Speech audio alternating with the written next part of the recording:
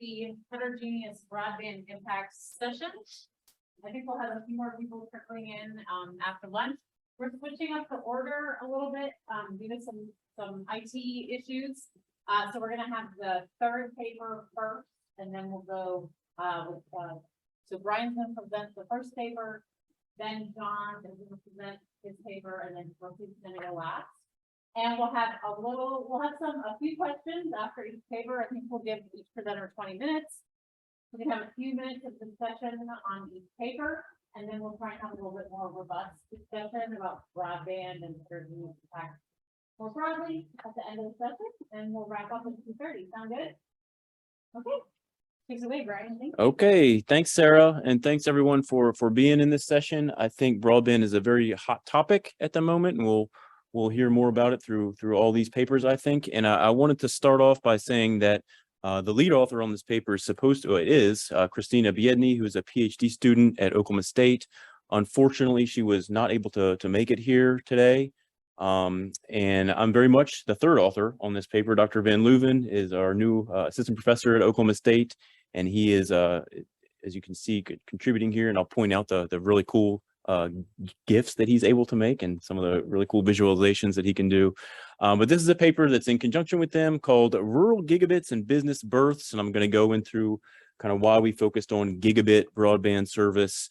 But that's kind of the unique application that we have here and unique contribution that we have. And I'm looking forward to hearing what the other people in this session are working on. So we've presented an earlier version of this. We made a little bit of progress, and some of you have heard this before, but not as much as we would have hoped. Christina is working on that, but unfortunately, as I mentioned, she's not able to be here today. So here's kind of what I'm going to do during this presentation. I'm going to lay out, a quick review of the U.S. broadband research to date. We don't have a lot of studies focusing on these very, very fast networks within the U.S., but there is a few international studies that I'll get into. And then, of course, we're hopefully most of us are familiar with this recent U.S. push. There's been the ARPA legislation and the BEAD, Broadband Equity Access and Deployment legislation, and they really do have a focus on some specific speed thresholds, including the gigabit service that I'll bring up. And the main research question I kind of highlighted here, we are pushing for these faster speeds. Do we expect that to have significant impacts on business births in rural locations when it is rolled out? And then I'll get into the data and methods that we use, including some of the problems that we have with some of those data. And then we do have some preliminary findings. This presentation is focusing mostly on we have some just for Oklahoma. We are expanding to an 8-state region, and I'll just touch on that briefly. As I mentioned, Christina has done a lot more work there, and we just don't have the results yet that we hope to from this 8-state region. Okay, what is the motivation? Here's some data from the FCC on both the official definition of broadband, the 25 megabits per second download, 3 upload on the top. And there we see that rural does lag behind urban, as we would expect, but there looks like progress is being made, right? We see this gap shrinking over time. That last one, you can see the data we have from 2019. Almost everybody in urban has access to it. Only about 83% of rural has access to it. But when you go down to the figure below and look at these very, very fast networks, so these are speeds of 250 megabits down and 25 up, the gap is actually growing. Okay, so more and more urban, again, have these fast speeds available to them. We are seeing some deployment in rural areas, but the gap, you can see there, is definitely increasing, and we kind of see that trending continuing. The more recent data from 2020, you can see this actually shows the distributions of download and upload speeds.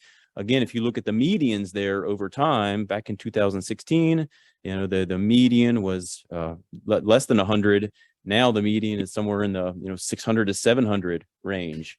Okay, and so we are seeing a clear, in terms of download speeds, a clear upward trend in terms of what speeds are available. And the question is that actually going to end up mattering for a whole host of economic development measurements, including the one we're going to focus on here, which is business births. So here we actually pulled these together for a separate project, and this hopefully will be available to you guys within the next month or so. This is kind of a summary of US-based studies and specifically focused on broadband availability. Where is broadband, where does a provider say that they serve? And that's different from the chart that I'll show in the next slide, which is focused on broadband adoption, which is actually signing up for broadband service. And so this particular slide lists the studies, I think, since 2013 or so, looking at where broadband is available and different types of economic development metrics. And you can see here, there's a lot of different economic development outcomes that are being measured. Some look at unemployment rates, some look at firm location decisions, others are looking at jobs, income and earnings, etc. But the key thing I want to point out there is if you look at the broadband metric, most of them are focusing on very, very slow speed availability. Okay, the threshold back in the 2010 era was 200 kilobits per second, which is like 4 times faster than a dial-up modem. I tell my students about dial-up modems now. They don't even know what a dial-up modem is. They really, I play that sound in class and they were like, what does that sound?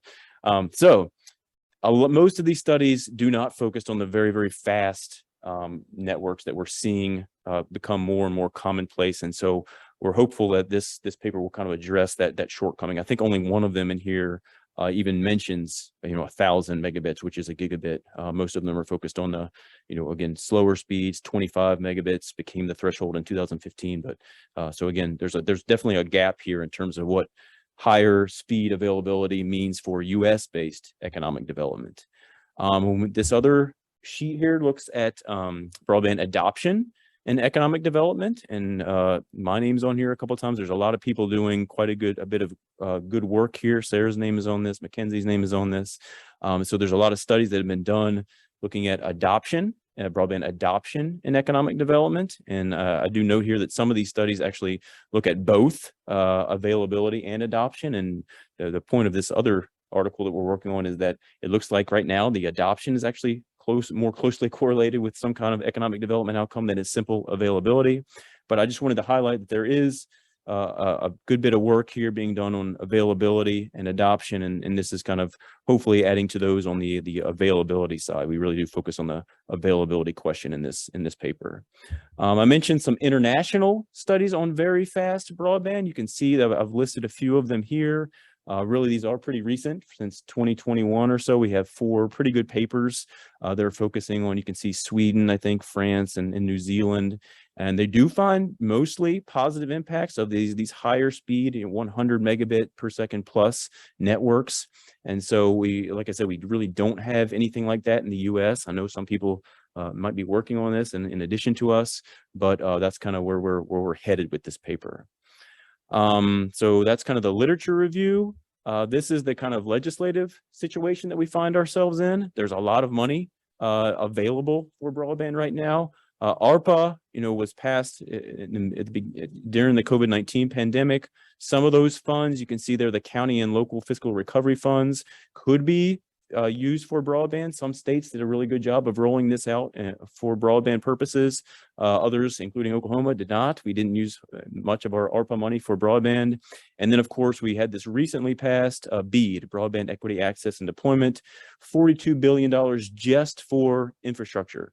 Okay, and you can see there, one of the neat things about BEAD is that it says we are going to require 100 megabits down, 20 up, which is a big change from what we've been doing in the past. Most of the studies we've looked at, or the federal programs, including I think what John is going to talk about, really just looked at the earlier version of a definition of broadband, 25.3 or even precursors to that.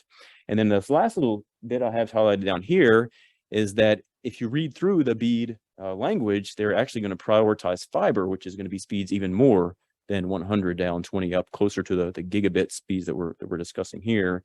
And I actually just threw this in because it just happened last week. The new FCC chair wants an even faster definition of broadband. So we still are sitting on the official 25.3. She wants to push it up to 120, and then looking later on, a future separate national goal of 1 gigabit per second. So she's actually saying, hey, we realize this thresholds are increasing. Maybe sometime down the road, we should be looking at this gigabit as a definition of broadband. Okay, so we've seen speeds are increasing. There's legislation in process that's looking at changing altering the definition of broadband.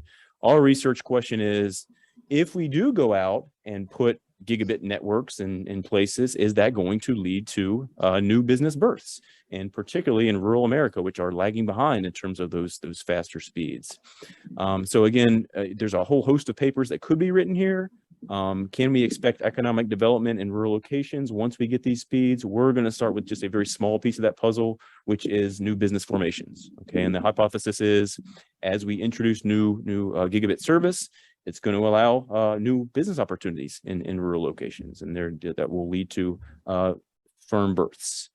So let's jump into the data that we have, and this the main set of data that we use is a subset of data that I actually purchased from a company called Data Axle. This is formerly the Info Group, and we actually bought national level data, and we only have it for 8 specific 2-digit NAICS sectors. Okay, and we got it for the period from 2014 through 2021. You might say, why did you only buy 8?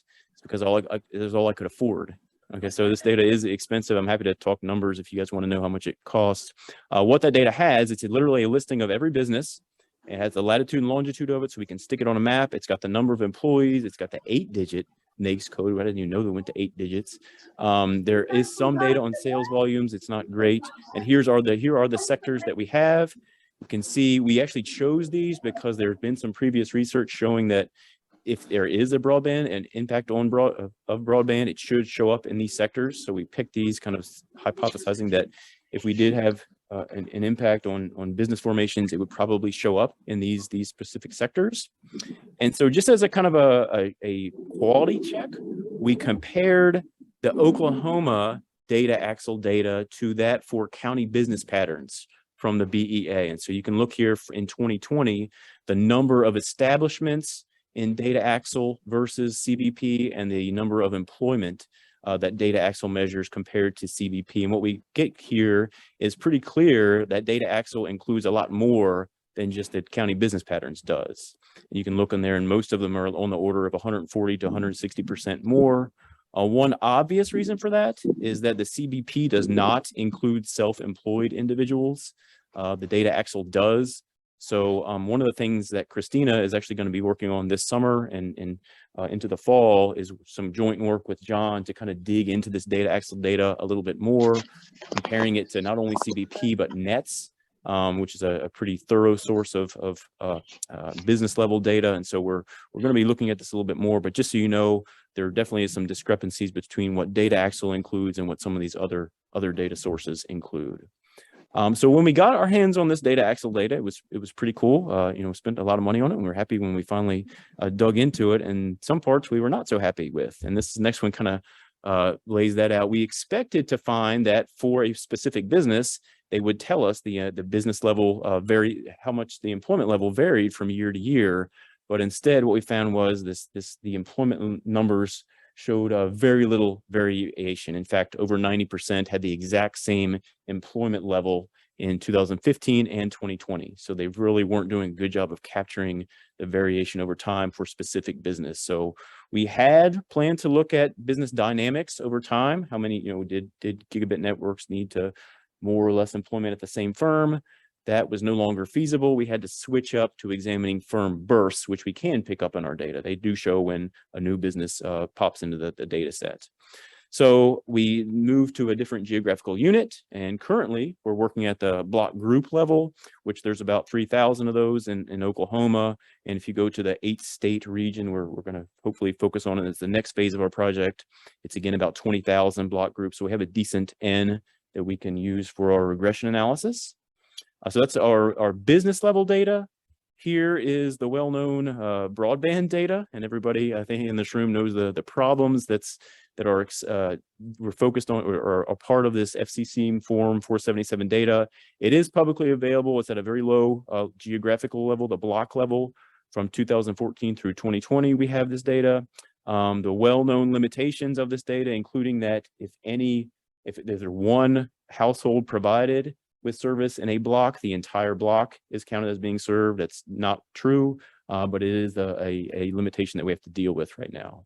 And so what we're doing as part of this analysis is we're defining our treated block groups are those that got gigabit service sometime between 2017 and 2019. And then we're following up that question with, okay, those that got the gigabit service, did they see these new business births pop up at a faster rate than did otherwise similar counties? Okay, and so here is where Dr. Van Leuven worked his magic. And I think you guys can see these cool gifts that he made, the change over time. So you can see they started off in 2014. Here we go, with a lot of low speeds, less than 100 megabits, and you see them get darker over time. So this is a pretty urban county in Oklahoma, Cleveland County. And then he also made one here for a more rural county, Beckham County. And you can see those are the big towns where those businesses are located. Those are the big, the major cities in those towns. Again, not much high speed as of 2014, becomes much more prevalent as of 2020. So this is a pretty general pattern for all the counties in our state. And again, we're going to look just here at Oklahoma first, and we'll move on to a broader region here as a later phase. So this is a pretty good visualization of what's happening in most of our data set. The slower speeds show up early, and then we do see faster speeds as we get later in our data set. So we're doing a kind of a two-step econometric approach. The first one that we did here just for Oklahoma was a propensity score matching. Our treated block groups are those that got gigabit service sometime between 2017 and 2019. The control are going to be block groups that never got gigabit service. And then we're going to exclude the blocks that either got gigabit service before 2017 or at a later date. And so what we do with our propensity score matching is we match those block groups that got gigabit service sometime during that time frame with, again, these control groups. And you can see what we matched on there from the 2015 to 19 ACS. We matched on population, median household income, percent bachelor's degree, percent employed, and then the rural urban continuum code. And then, because we have kind of a treatment in 2017, treatment in 2018, and treatment in 2019, we recenter them all so that the treatment year equals 0, and then we have a kind of a T-2, T-1, et cetera, for both three years prior and post for all the block groups in our data. So here's another cool map that Dr. Van Leuven made with the treated groups, the control groups, and then a lot of these were not used either because they had gigabit service early, prior to 2017 or after. And then what you can see here is what we ended up with was 767 treated block groups. Only about 128 of those were in rural locations. So you can look here in Oklahoma, the middle of the state there is Oklahoma City. So most of those block groups are urban. And you can also see Tulsa, kind of the upper northwest corner there with the small block groups. A lot of those are also urban. And so the majority of our treated groups during this time frame are urban, but we do have some rural ones that we can go in and run our analysis on. So what happened when we did our matching? It actually looked like what we matched on worked pretty well. If you look at the population growth, the bachelor's degree, and the median household income and the RUCC, you can see they're pretty closely matched in both the rural and urban groups. And so it looks like our propensity score matching was a relative success. And so once we have these matched counties, and I think I say here, well, I don't have the number of how the sample was reduced, but it definitely reduced our sample once we did the matching. And then we used that kind of a pruned sample to do our difference in difference regression. And so again, we only used the matched and treated, or the matched, treated, and control block groups. And this is our traditional difference in difference regression, where our outcome variables are either firm bursts per 10,000, which we use OLS for, or just a simple count of new firms, which we use a Poisson regression for. And you can see there we have the traditional framework where our parameter of interest is this interaction between gig service and post. We also do include the year fixed effects and the block group level fixed effects. And again, we're replacing that beta there with a vector of relative year dummies, where we would expect to see no significant impact in T-2, T-1, but then if things are working as we hypothesize, a positive impact on T, T+1, T+2. So some preliminary results. Again, these are just for Oklahoma. What we see is that the control group has a higher number of firm bursts per 10,000 than the treated, really across our entire 6-year period of analysis here. Okay, so as you can see down there in the bottom, it doesn't look promising that we're going to find this nice huge impact once you have gig service. All these business bursts just explode. doesn't seem to be the case. This is for everything. If we look at rural only, it looks a little better, but not great. Still, control is higher than treated. And that is for the births per 10,000. Here is births only, the average number of births. Again, similar story. And when we actually turn to the regression results, we get exactly what those charts would have suggested, pretty much nothing significant. Okay, so on the top there is for everyone, births per 10K with OLS on the left, total births with the Poisson regression on the right. Really none of those parameters are significant. Actually, the T-2 treated times year 2 prior is actually statistically significant, which we would not have expected. So it's kind of the opposite of what we'd hoped to find. And then when we go down the bottom to the rural only regressions, pretty much nothing is significant. Okay, and you can see the R squares there for the OLS regression are not great.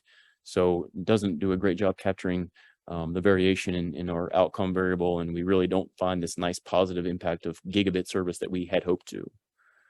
So that was the Oklahoma analysis that we worked on preliminarily. Christina has done a great job of meshing this to a broader 8-state region. So here are our treated block groups for the 8 states surrounding Oklahoma. And you can see here we have out of the 20,000 or so total, about 6,500 were treated.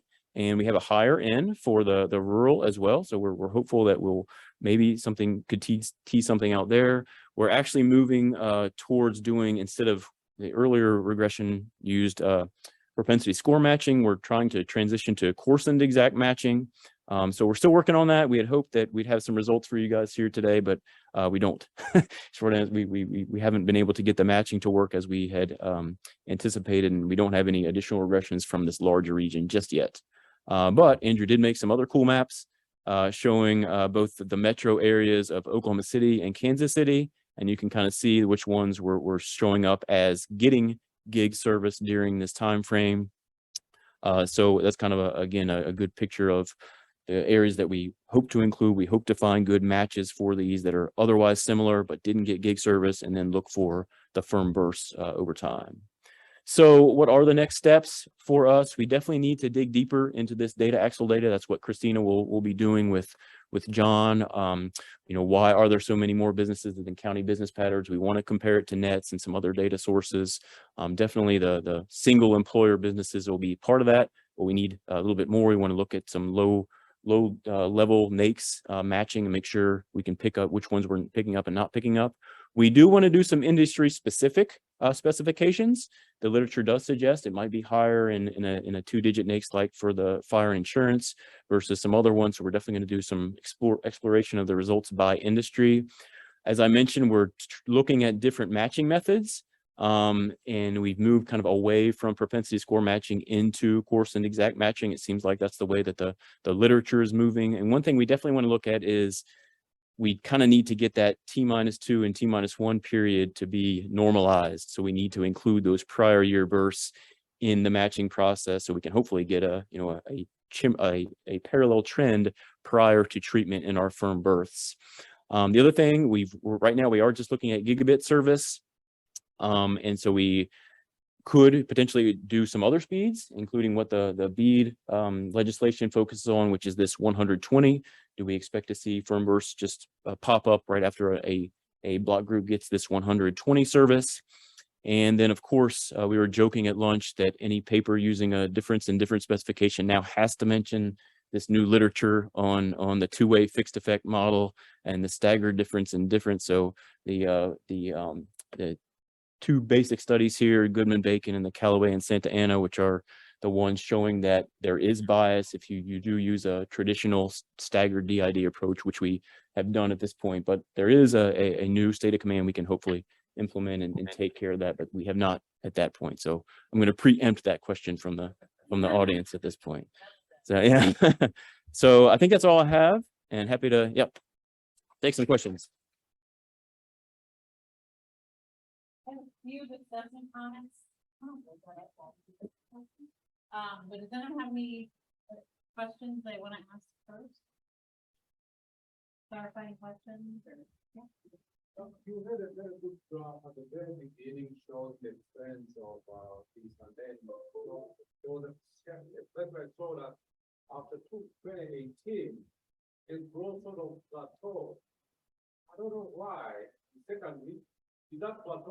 that, if there is no anything that can go beyond that, how does it compare with other countries that you mentioned that US is lagging behind? That's a good question. I don't have good data here on how our speeds compare to other countries. I've really only been focusing on the US context. And I don't think that, I do think we're going to continue to see speeds increase in post 2018. There's a lot of funding on the way for some of these legislative acts that I mentioned that are going to get faster speeds in areas that don't have them right now. So I do think the trends are going to continue to trend upwards, but we're still at this point seeing that big rural urban discrepancy. So that's a good point. We probably should look at how this compares internationally. But I think with the trends that I mentioned are pretty valid.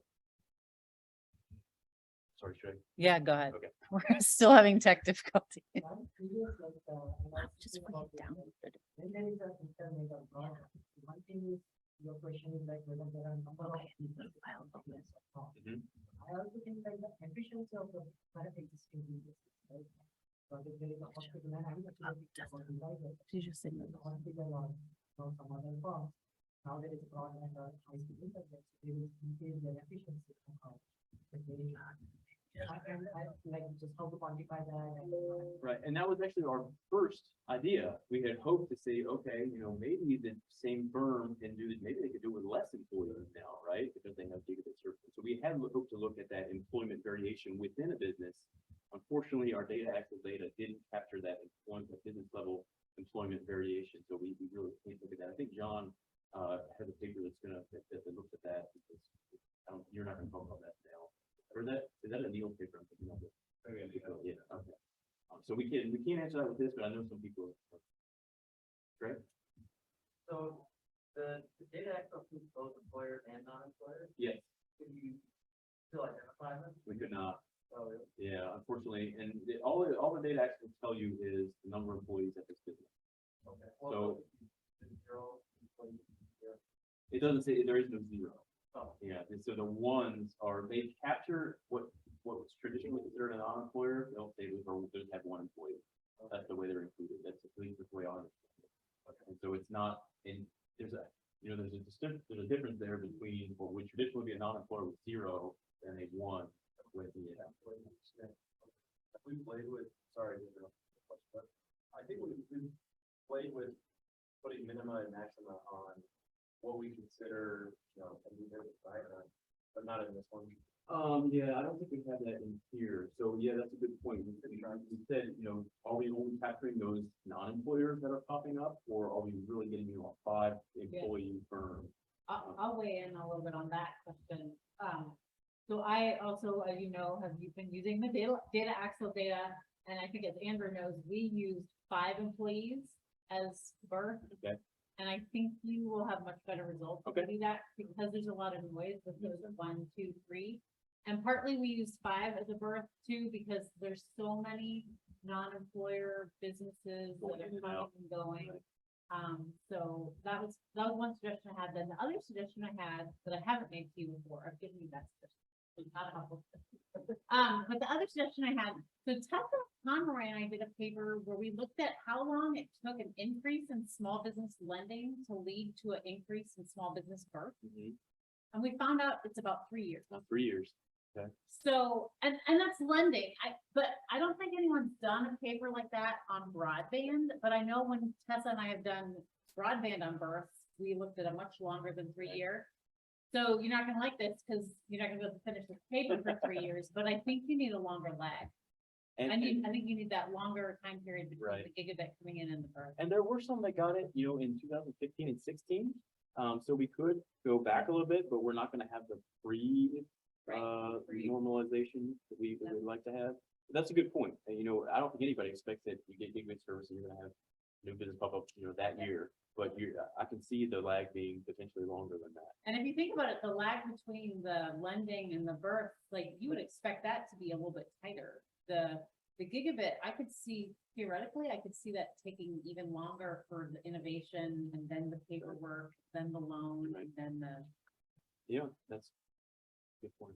I'm just Last wondering comment. about the fact that, so the FCC data, those are residential broadband speeds, right? Correct. And so how relevant are those to the business sector? I guess we don't have any other data source.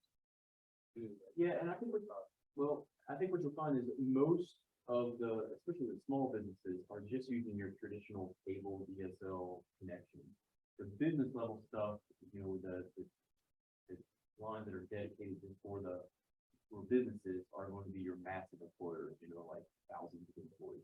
So this is probably, the fact that you're looking at startups is really, it's a lot more appropriate. I would make that argument. I don't have a whole lot to I back it up, but I would make that argument.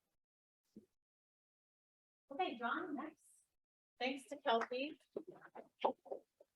Kelsey for fixing all of our IT problems. Kelsey's our IT guru now. All right, thanks, Sarah and everyone. So I'm going to be presenting some results. These are still preliminary results of some research on impacts of the Broadband Initiatives program by race and ethnicity. So this is work that I've been doing with colleagues at the University of Virginia in their Social and Decision Analytics Division, and also a colleague from the USDA Rural Development Center. So I won't spend much time on this slide. I think probably everybody knows that everybody here knows that broadband is a high priority for the government, and we've just had a lot of funds, as Brian was saying, allocated 65 billion overall for broadband in the Infrastructure Act from last year, including the BEAD Act, which was 42 billion. And despite all the money that's been spent, there's a continuing concern about the digital divide, both across rural-urban continuum and then across different people of different race and ethnicities. And so it's becoming an increasing concern, I think, you know, reflected in some of the elements of the Infrastructure Act that are trying to address this digital divide, for example, across race and ethnic groups. And there are, you know, various grants for that, tribal, you know, focuses on tribal areas and so on. So there's an increasing awareness and concern about these problems, but there's little research on it. There's actually overall, in terms of research looking at impacts of federal broadband programs, it's a pretty small literature.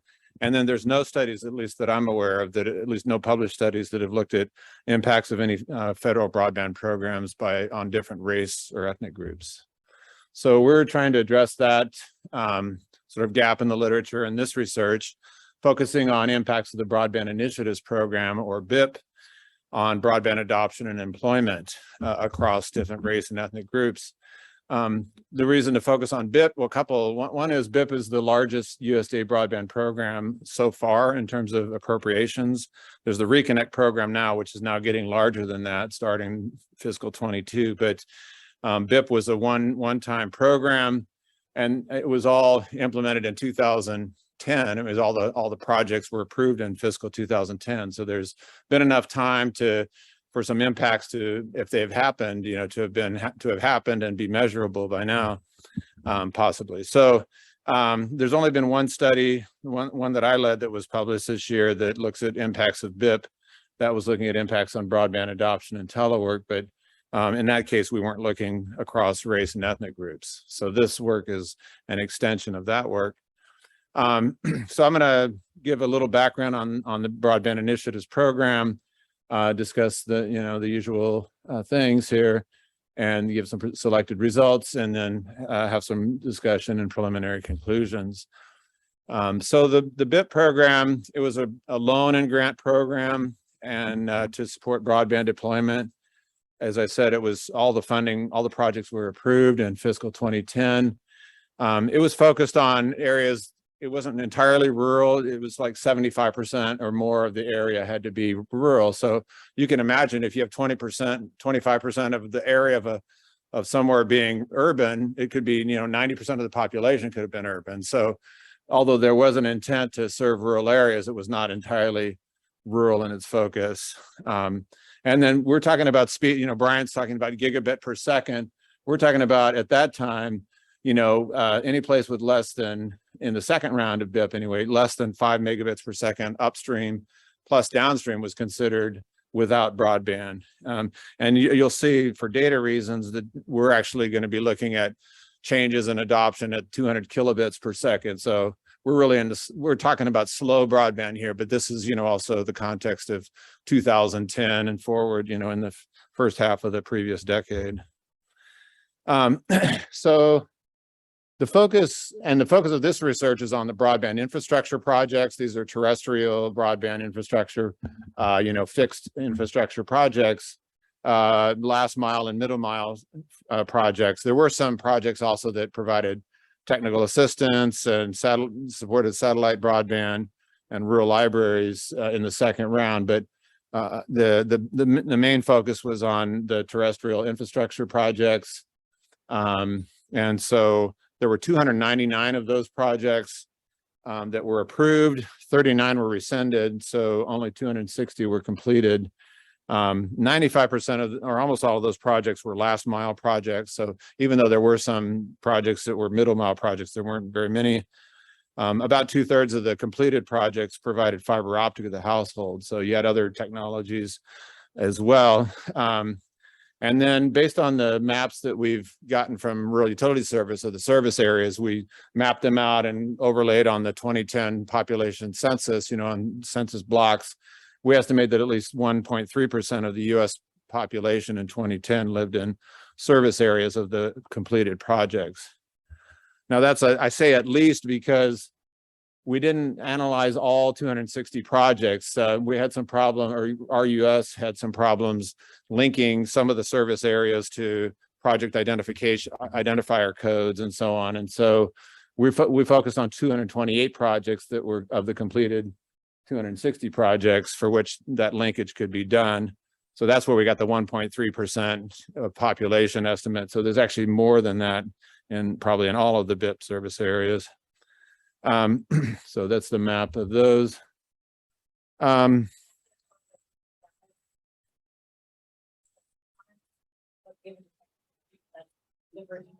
okay, yeah. All right, so I already know where I've got some problems here. So we analyzed these impacts using two methods. One was ordinary least squares regression. These are kind of growth regressions as shown in equation 1, looking at the effects of BIP, and this is census tract level analysis. So somewhat, higher resolution than pretty much all the studies that Brian mentioned were either county level or zip code level. This is somewhat higher resolution. And then we're also not only the effects of BIP, but also initial conditions in terms of broadband availability and adoption. So this is one of those studies of the type that Brian talked about where, there were some studies in his literature review that looked at both broadband availability and adoption as separate variables. And then we have various control variables that I'll mention later. The Lubell, so then we also wanted to address the likely or the possible endogeneity of the broadband program placement, the BIP variable. And so we didn't have any great candidates for instrumental variables and what are called external variables. So we used Lubell's approach, which creates sort of internal instrumental variables. And they're based on the assumption that you have heteroscedasticity in the first stage, regressions that predict the endogenous explanatory variables. So if there's sufficient, the instruments are these, they're differences. You basically have residuals from the first stage regressions multiplied by D mean values of the explanatory variables that are assumed exogenous. And if there's sufficient heteroscedasticity, then you could potentially identify the effects. You have, you could have sufficiently strong instruments.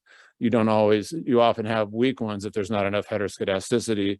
And then the assumption here, Lubell showed in his initial paper that some common forms or common reasons for endogeneity, such as a common error factor structure, between the first and second stage error terms, is one error type that this instrumental variable would be valid with, or against. But anyway, so that's the approach that we're using. As you'll see, in the results, we do have actually strong instruments, but the problem is we violate the over-identification test. So not perfect results. So the dependent variables in the analysis are change in the share of households with a broadband subscription. As I said, this is really slow broadband at the 200 kilobits per second threshold, both upload and download. And we use that because FCC, they reported that for every year. If you want to look at changes, you need to have, the same thing being reported over time. By the time you get to 2016, FCC also reports, 10 megabits, one down, and 1 megabit up. But they didn't report that in earlier years. So we're kind of stuck looking at the slower speeds. And then we're looking at changes between 2011 and 2016. We couldn't go sooner than 2011 because the FCC data then used a different geography for census tracts, using the 2000 population census tracts starting prior to 2011. So, but this is still, 2011 is still before these BIP projects were fully built out. So, and we defined, and so we look at change in the share of households with broadband subscription over that period, and then also the change in the log of employment between 2010 and 2016.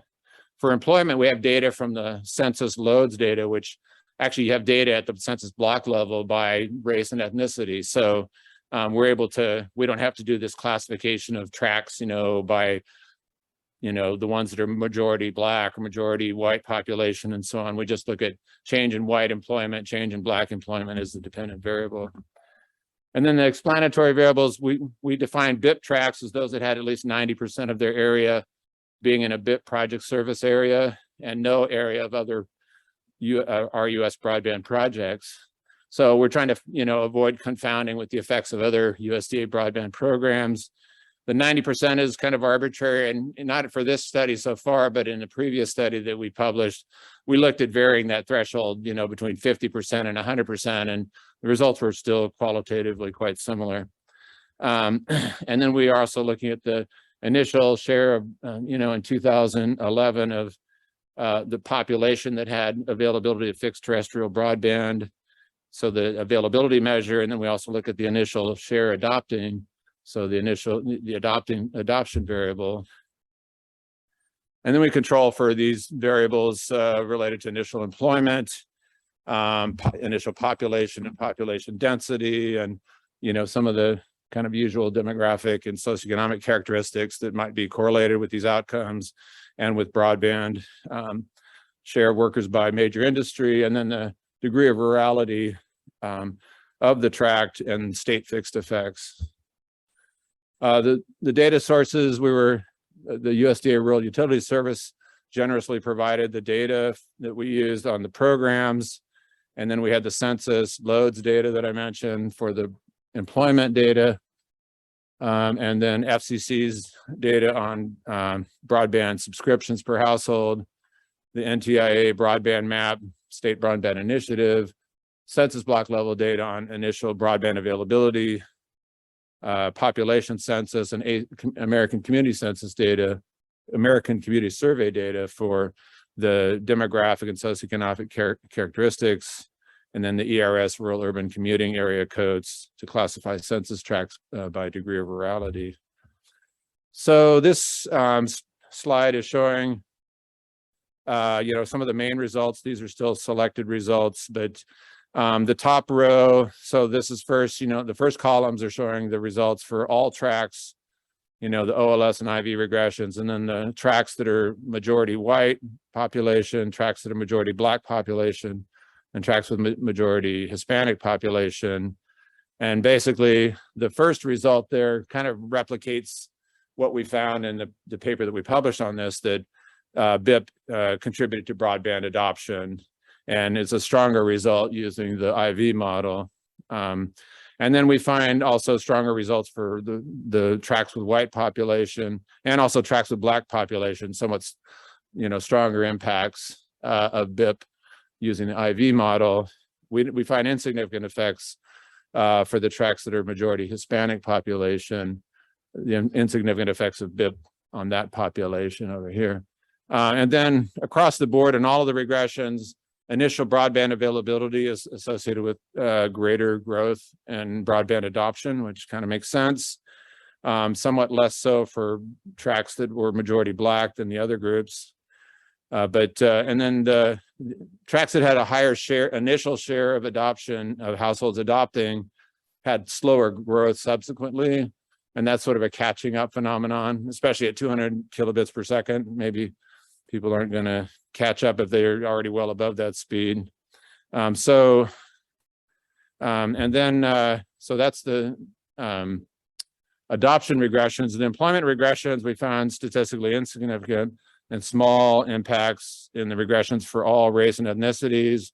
We find some positive, estimates using the OLS models for white tracts that are, I'm sorry, this is not by tract, this is for the employment of whites only or Blacks only, but that is not robust in the IV models. And then the Hispanics, again, statistically insignificant. Then the initial availability, both availability and adoption across all of these regressions have positive effects on growth and employment. So I think that's consistent with some of the results that Brian had reported in his literature review. So kind of consistent with that. So just to repeat, we found that BIP had a positive impact on adoption, increasing adoption by 1.6 percentage points in the IV model. And then there was stronger effects for tracts with mostly Blacks, and tracts with mostly whites had a significant positive effect, but not for Hispanics.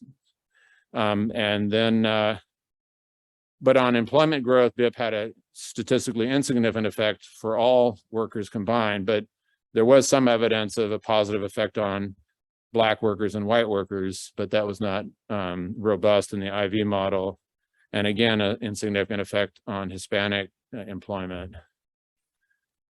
Then looking at the effects of initial availability of broadband, that was associated with faster growth of both broadband adoption and employment. And the effects on adoption were greater in tracts with mostly whites or Hispanics than tracts with mostly Blacks.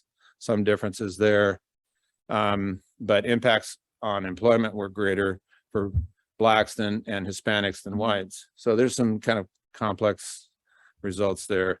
But the initial adoption of broadband was also associated with faster employment growth, but slower subsequent adoption. And I'm saying the slower adoption is a catching up kind of phenomenon.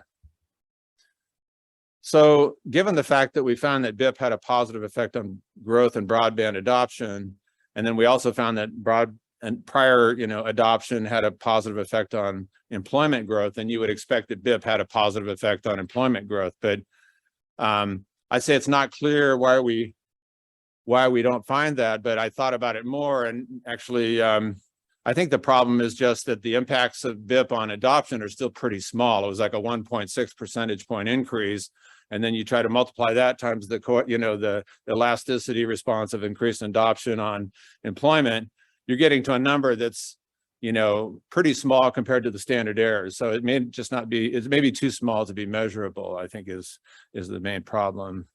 But we're pursuing other research that, including getting micro data through the American Community Survey that links to these rural utility service data. So we'll be able to look at these relationships with household level data and investigate some of these relationships. Yeah, so there's a lot of more we're doing with this existing data with robustness checking and so on, but we're also hoping to do some more refined analysis with better data. So anyway, thank you.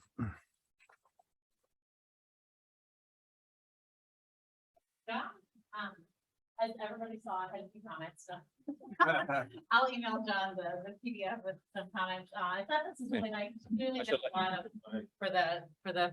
There's clearly been a lot of data work that went into this. So I really appreciate that. And I think it's a really nice extension of the paper you published recently. And you didn't emphasize it as much during the presentation as I maybe saw on the slides, but with all this emphasis on diversity, the fact that you're doing this kind of by race, I think is important. And you found significant results for Black, and the marginal effect was pretty huge. You didn't really mention it. I wondered what the N for the treated was in the black, because in the majority black, the N for the overall regression was much smaller. It was still big. It was 6,000 or something, but I wondered what the treated N was and what was causing that coefficient to be so large. I'll have to look at it. Okay, yeah, okay, yeah. Yep, good work. Let's see. Could we have good questions? Okay, yes. Speak into the microphone more is what the audience is saying. Questions from the audience for John. Heather.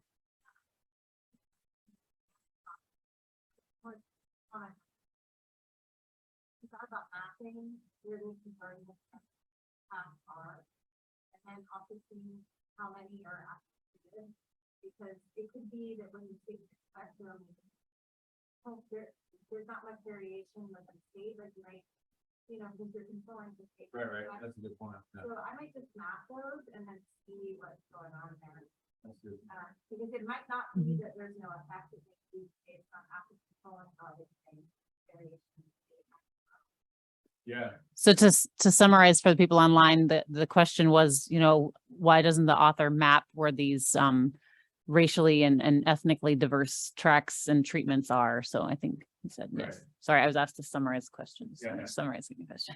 I follow up with one more thing. I'm also wondering, you asked about sort of the two-way street, like more adoption and then more employment. And I'm wondering if this also goes back to your comment earlier about the lag. Right, Yeah. so you have an increase in adoption, right?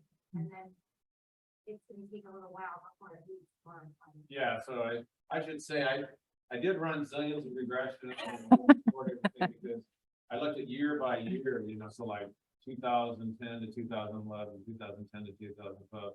I ended up just reporting up to 2016, because, well, for one thing, that was more, I didn't look at every year comparison to the adoption one at the same way, but the results were pretty much very similar, like when I looked over like I went out to 2018, I get pretty much the same result, for the employment progression, which is kind of nothing. But I personally thought your comment on the imprecision of it probably hits the nail on the head. The other idea I had on the startups, and this maybe relates to Brian and Andrew's paper on the startups versus employment, is what Heather and I have found in some of our broadband and startups is it really induces these home-based businesses. And so those are not creating jobs. It's creative destruction. They're maybe dropping out of the workforce to do a home-based business. And so there's just so many things going on there that I think that imprecise comment is probably about right. Actually, on my last slide, I had mentioned it, which was with the loads data, you can look at employment by place of residence or employment by place of work. What I've reported was employment by place of residence. When I look at employment by place of work, the R squared and the regressions drop from like 0.85 to 0.09. Yeah. And I think part of that is the problem that because all these, ACS variables that I'm controlling for and so on are based on the residence. So yeah. You're just not controlling for things really effectively in that case. And so you have a lot more noise. So nothing really came out in the by place of work regression. John, you were sort of not doing very well as you didn't have an impact on the broadband employment growth. But I think one of the reasons is that impact is only going to come if someone is not employed and then they get employment after they are talking their program. Yeah, but we do, I guess the puzzle for me is that we do find a positive effect of broadband availability and adoption on employment growth. The initial availability and adoption in 2011 is associated with subsequent growth in employment. But we don't find the broadband program having that effect, even though it has a positive effect on adoption. So you would think, well, it's positively affecting adoption. Why isn't it all? I think it's, as I said, I think it's maybe just too small of the multiplied effect of, the effect on adoption and the effect of adoption on employment. By the time you get up there, it's a small effect and there's too much noise to really measure it. There was, Brian. the track level adoption data you have, that is point estimate, can you do like X% of? No, it's, okay, I didn't mention that. I went over this in the paper that I published it. So I just used the midpoint, like what the FCC reports is, 0 to 20%, 20 to 40%, they said 0 to 20% of the households adopted and 20 to 40% and so on. I just took the midpoint, so 10, and then, when in the paper that I published, I just ran, I just used an ordered logit model. And so treated those as ordered outcomes, and all of the qualitative findings were almost identical, nothing really changed. So When we did is that 1.6% on there is even worse than you do about 20% point blocks, right? yeah, so Right. you're measuring, it's That's just, a good yeah. point. Good point. So technically, there's a way to do that. You can do better than an ordered probit by, because the endpoint of each range, so you can actually do an interval regression. But when I tried to implement that, I wasn't able to, I had problems getting it to run or something. So that's And was, you looked at the zero paper about the content and the chemical program. He actually did so without opting to, but he looked at this program devised specifically for low-income households and gave them internet access for $10 a month. And that was the one they found really good impact on employment when they were able to increase adoption of those low-income households. right. That might be something to build. Well, I know there's been other papers that have found positive effects of broadband adoption and employment, but they really delve into the specifics of how it translates. Yeah, I'd love to see that. As I say, That's a good point. we've got approval from census to access the census, the ACS microdata and link it to the RUS data. So we'll be able to really get at much more of those kinds of issues, like heterogeneity across people with different income strata. So. Thank you. Thanks, John. All right, Kelsey. Oh, okay. Now that we downloaded it, did we? Right. I think this is it, right? Oh, okay, I'll let you do it. I just wanted to make sure that you screen shared. Oh,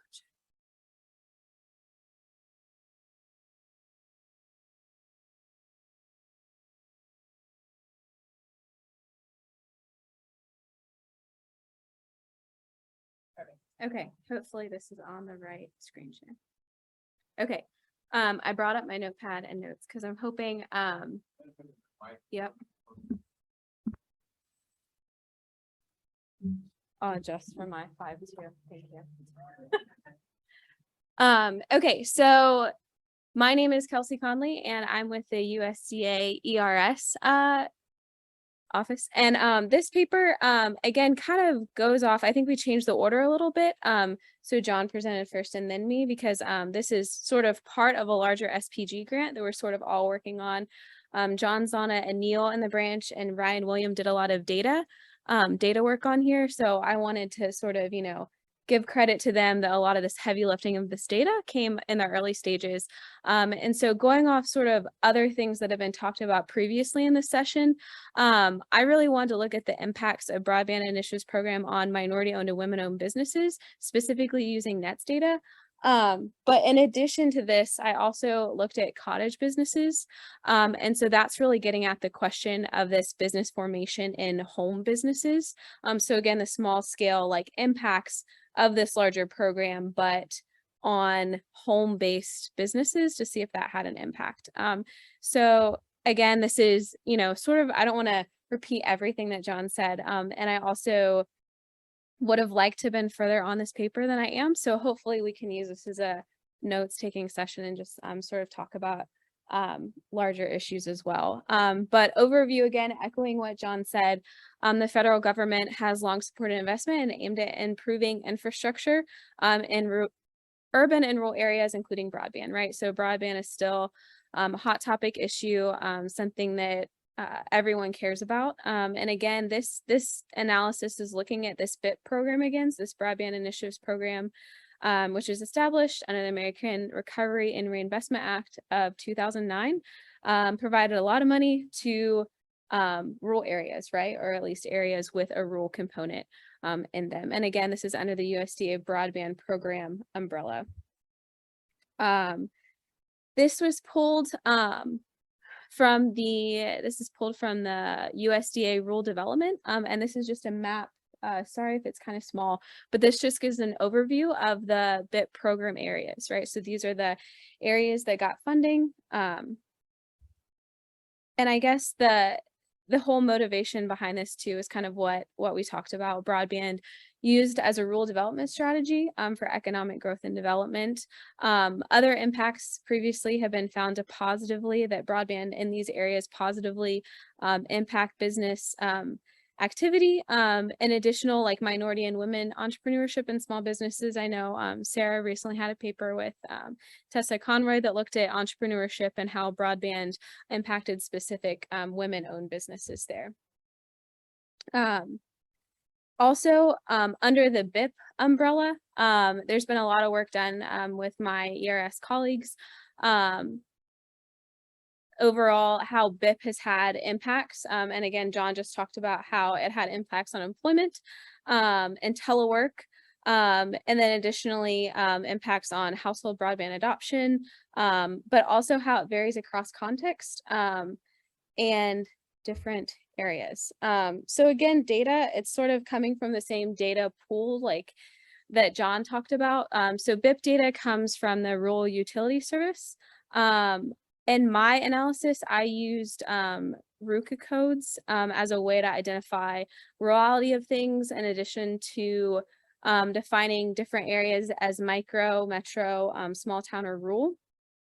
And again, my main indicator of women-owned, minority-owned, and cottage-owned, which I'm sure we can talk about later, but this comes from the NETS data. So I use NETS data. So that's my sort of addition to this literature, is looking at these BIP programs, but also using NETS data to look at these BIP programs. And so within NETS, there's a couple of variables that they define as women-owned, which they define as controlling interest in a firm held by a woman, minority-owned. So these specific businesses are minority-owned indicator. Doesn't list, I need to contact to see how that is defined specifically. And then cottage owned. And so that one's a private business and a residence with less than 3 employees. And this analysis was conducted at the census tract level. And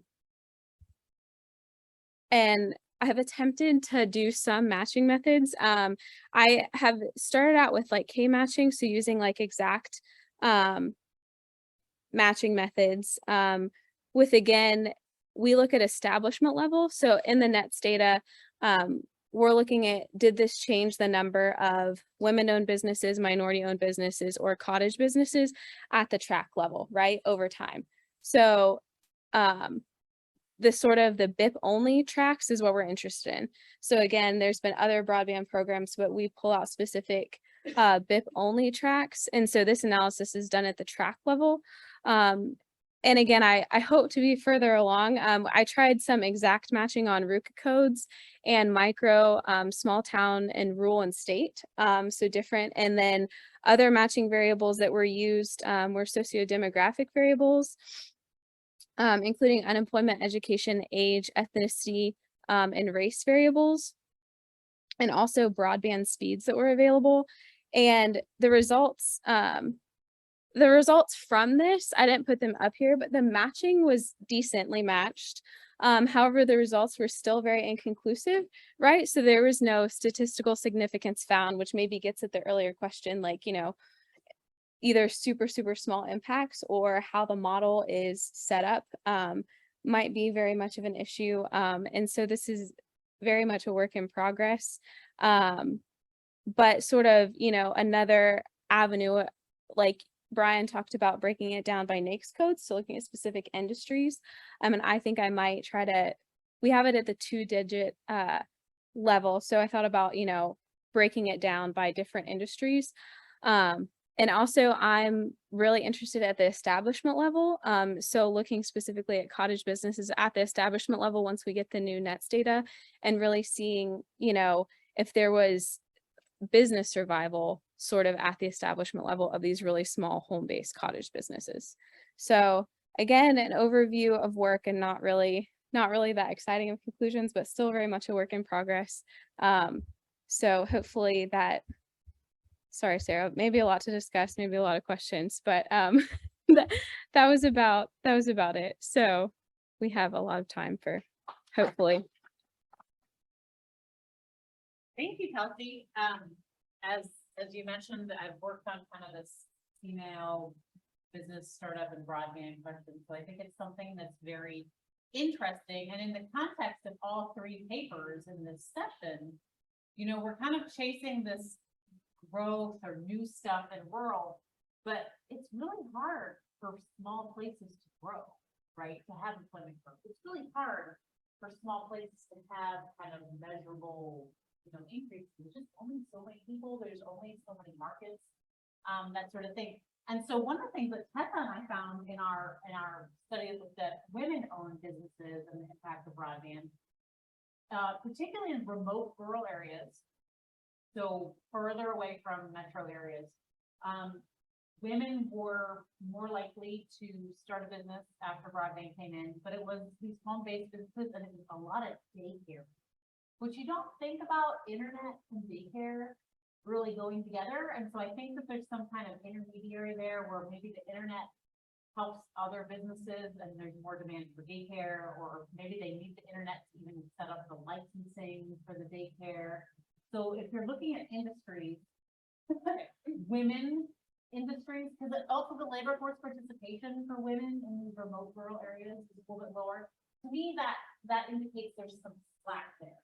Like if you're looking for growth in something, the women owned, I think it's something that could potentially grow more because there's more women that are at home, homemaking, taking care of elderly parents, or, you know, taking care of children. And so there's a little bit more possibility for growth.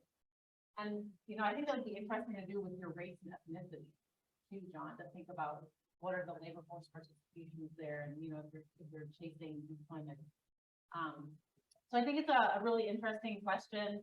And so I encourage you to think about that with the industry breakout. Think about what industries might be more likely to be affected.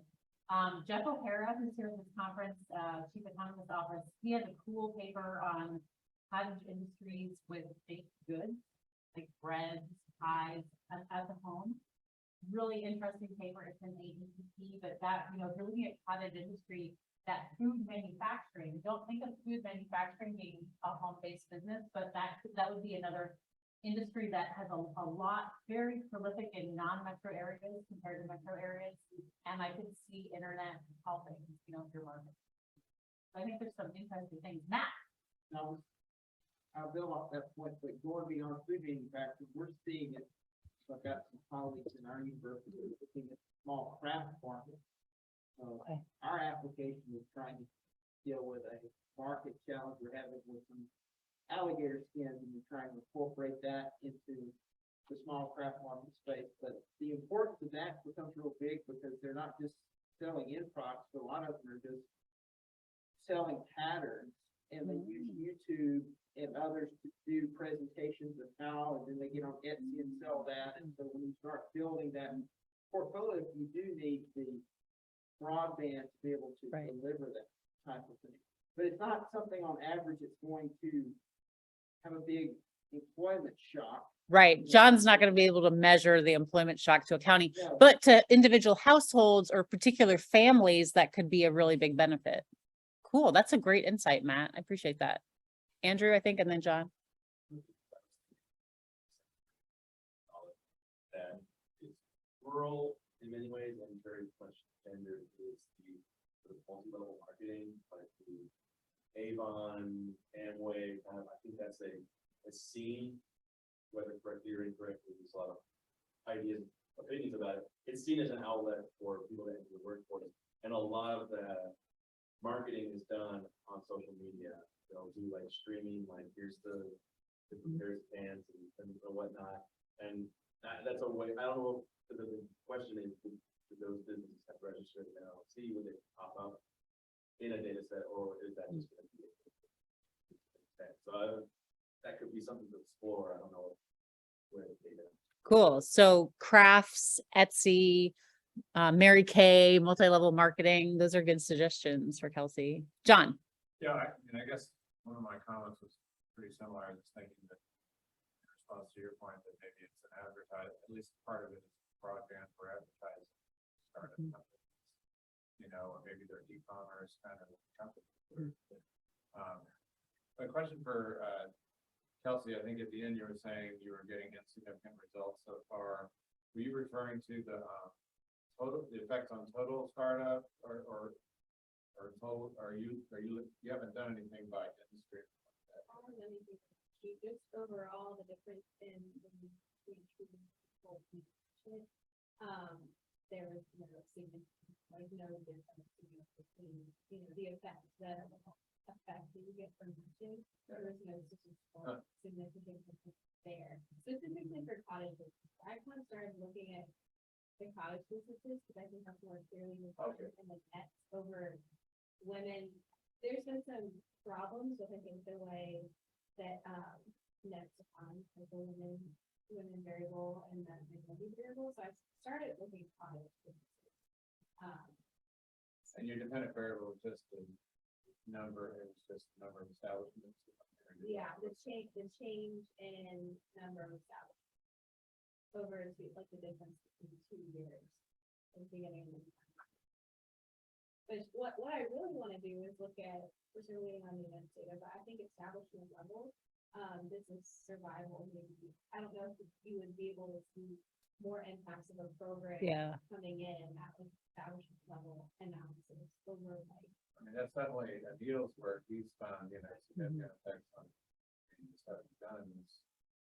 Also, the number of established, no, it's employment, but also survival of the strong effects that did on that. Yeah, this question about, I think, you know, part of this discussion really convinced me that like of the value of looking at smaller, and looking at subgroups, you know, outcomes for like specific industries or by cottage or what. Or poor people, you know, someone had mentioned it's more impactful for poor people. Yeah, 'cause I think the point of like, maybe total employment isn't affected, you know, in a small area, but it could be like where you're substituting, they're moving out of employment, you know, one thing into something else. Right. That's the,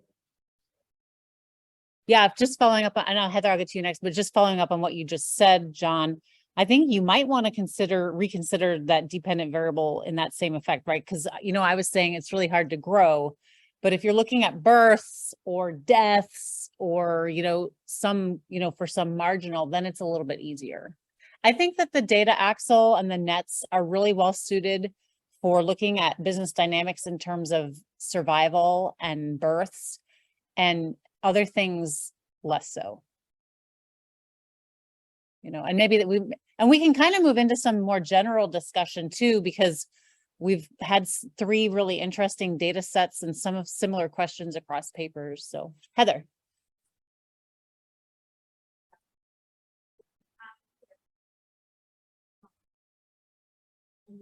And then back into that perhaps it becomes more than the same place because we classify it as a non-college. Right, so it could be that the way if you're just looking at the number of cottages in establishments and like one goes out of it, it doesn't go away, then that would sort of look like it's negative on your dependent variable, but it's not necessarily negative, right? Where if one person's business is really successful and they hire someone else and they stop their cottages, you know, there's 2 daycares and now they combine together into one. That would look bad if you're just looking at the change in that. So I mean, I think there are some potential ways. I think Sarah's got some good points about thinking about survival or birth and death, but also taking into account that if you're just looking at independent variable cottage, if it's really a successful cottage industry, it might move somewhere and then it's not cottage anymore. And then Good point. Good point, Heather. Liz. I know that one of the issues that run into that data is that it's really good about keeping things more updated in more urban areas, but the more rural the area is, the the looser the data is, the more error there is. in the data. So I'm not sure if, like how much aggregation or how big the sample is or something like that. The thought that was running around in my head to take into consideration while you're working on this is that if you need a large sample or something like that, might be to increase your some of your definitions, particularly in rural areas. We all need the results of Christina's study. Examining, nets and data axle and CBP, and wouldn't it be great to, I know people have tried to do this sort of thing with the census microdata Yeah, I too. would just, I can say something Yeah, about please stuff do. Christina did is doing this summer with nets and data axles. Actually, we're using QCW rather than Okay. CBP, but Great. we want to compare by county and by industry type. And then, just compare like number of establishments. So aggregate the nets and the data axle data up to county and industry, detailed industry by year, and to see where can we find consistency between those data and the QCEW. And you have to leave out the non-employer establishments to make comparisons. And then the idea is to add a flag to the data so we can, flag for these counties and these industries and these years. We found consistency between nets and, QCEW, or between nets and data axle. And I mean, my dream, I don't know if this is going to run into problems with confidentiality or something, but would be to produce a data product that would have those flags in there. So people that are using the nets data or whatever can say, oh, well, if we want to do a sub-analysis on where we know we have validated, we validated against QCEW. Anyway, that's sort of the idea. It's good to have dreams, right, John? Yeah, no, I think that's really good. One thing I'd like to add on the data axle for Brian and Andrew. So this study we just did with data axle, looking at the meat processors, which is a pretty niche sort of thing. It's a 6-digit industry. We basically pulled out the big four, JBS, ConAgra, those guys. And what we found that inflated the number of establishments a little bit is it seems like they're counting different work groups as a different establishment. So if there's if you have a JBS plant in your town, there's one JBS plant in your town, but we were actually finding maybe 4 JBS, and it kind of looked like the managers in one establishment, the workers in one establishment, the something else. So that and John, I think that's relevant to what you and Christina are doing too. That's been one little idiosyncrasy that we found with the data axle. And I'm not sure why it would be like that.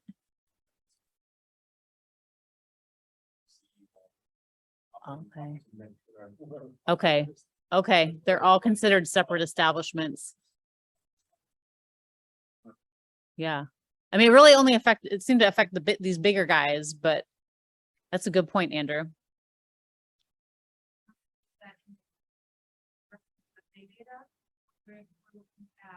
Hospitals and healthcare providers.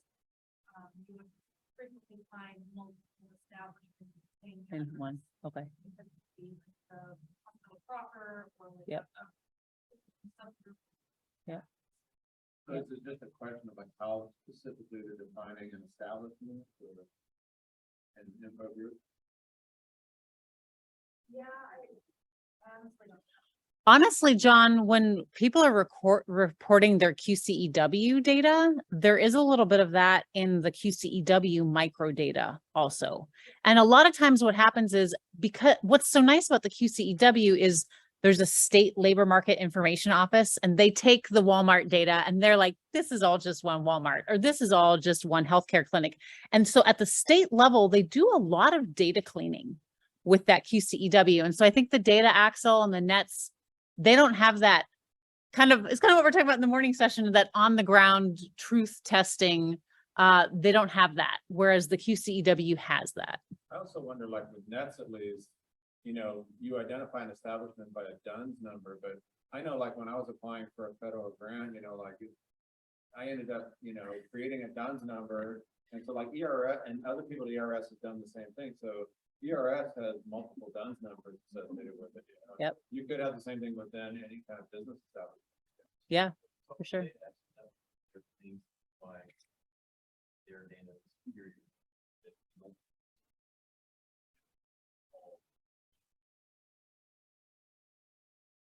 Do they do that? I never did. No, I don't think so. Because- Yeah.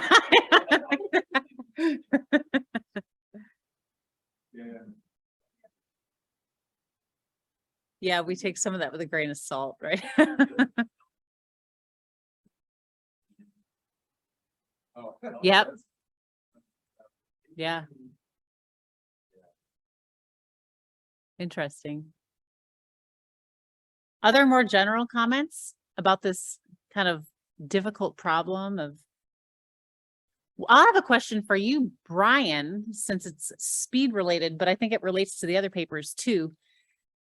Your paper looked at gigabit service. My own work, John's work is kind of looking with older data, slower service. What is your interpretation of how speed is really affecting kind of a yes, no on births? Yeah, I think my personal opinion is that right now it's too early to. Okay. Gigabit speed. Okay. I think there's been papers written that have said there's no difference between 20 and 100 for speed. Right. Right. That time, 20. Yep. Then, some industries get.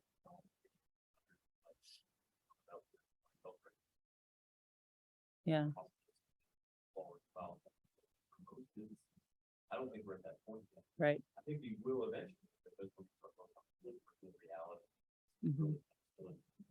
Yeah. But that's maybe one reason why we're not finding. Right. Oh, there are a lot of different required. Right. Those kinds of speeds. Yeah. But for you sell them. Right. Yeah. Well, this qualitative work that I just finished in Northwest Missouri, looking at broadband. So this is the one where I did with the engineers, where we came up with a novel broadband technology. And so we were able to increase their fixed wireless from, 10 up, 1 down to 100. 100 down, 20 up. And we couldn't find, of course, we did not find any effects on telehealth or entrepreneurship or employment. But in terms of just talking to them, it was number of people in the household. So with 100 megabits down, 2 kids could do Zoom school and mom can work from home, whereas before only one person could work from home. It was the quality of life. It was the ability to use multiple devices at the same time. Yeah. Susanna. We went from support to Michigan and we went to this was our first experience there to be 2 weeks without internet. Yeah. I was really surprised when poor internet connection is in the city. Yeah. And what we need to do is to adjust and find alternative ways how to at least get somewhere without having issues. Because we couldn't. Oh, right. And we were thinking how people feel in those areas, how they can run their businesses if they do not have internet and they have very poor homes. Yeah. So you can see different satellites and things on the roofs of the small house in the middle of woods. So they try to live and in small cities that is, but as a person that has been working in a rural development for almost 20 years, it's been like real life. Yeah. More covered. Yeah. This was interesting, and this, forces people who really use alternative ways how to stay connected. Yeah. And it affects the. Yeah. Good synopsis, putting a face on the problem. Any other comments, questions?